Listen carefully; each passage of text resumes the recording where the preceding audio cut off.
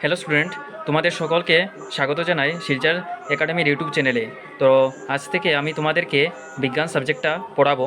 তো chapter start করার আগে তোমাদেরকে এই চ্যাপ্টারের মার্ক ডিস্ট্রিবিউশনটা বুঝিয়ে দিই। তো তোমরা ভালো করে শুনবে। কত মার্ক থাকবে তোমাদের এক্সামে, মানে এইচএসএলসি যেটা মেট্রিক পরীক্ষা হবে, এই মেট্রিক পরীক্ষাতে তোমাদের মার্ক ডিস্ট্রিবিউশনটা কীরকমভাবে থাকবে, তো ভালো করে শুনবে। তো তোমাদের প্রথম অধ্যায় হচ্ছে বিজ্ঞান সাবজেক্টের রাসায়নিক বিক্রিয়া এবং সমীকরণ। এর মধ্যে থাকবে 6 মার্ক। তারপর রয়েছে দ্বিতীয় অধ্যায় অ্যাসিড বা অম্ল, ক্ষার ও লবণ।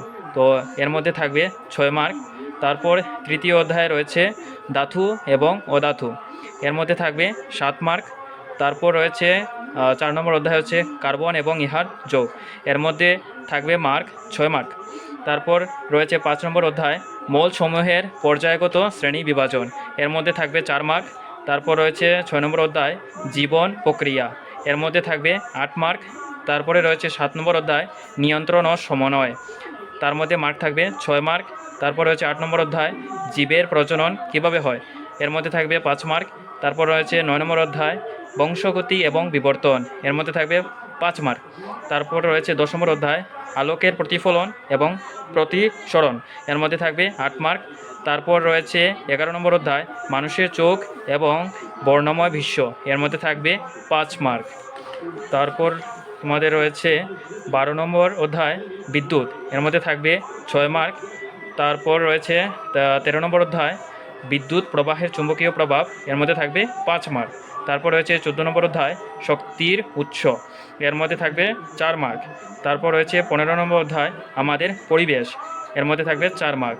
তারপর রয়েছে 16 নম্বর অধ্যায় প্রাকৃতিক সম্পদের ব্যবস্থাপনা। তার মধ্যে রয়েছে 5 মার্ক। আর বাকি রয়েছে তোমাদের প্র্যাকটিক্যাল, এটার মধ্যে থাকবে 10 মার্ক। তো টোটাল তোমাদের হলো 100 মার্কের পরীক্ষা হবে। আর থিওরি যেটা থাকবে তোমাদের, এটা হবে 90 মার্কের পরীক্ষা হবে থিওরি।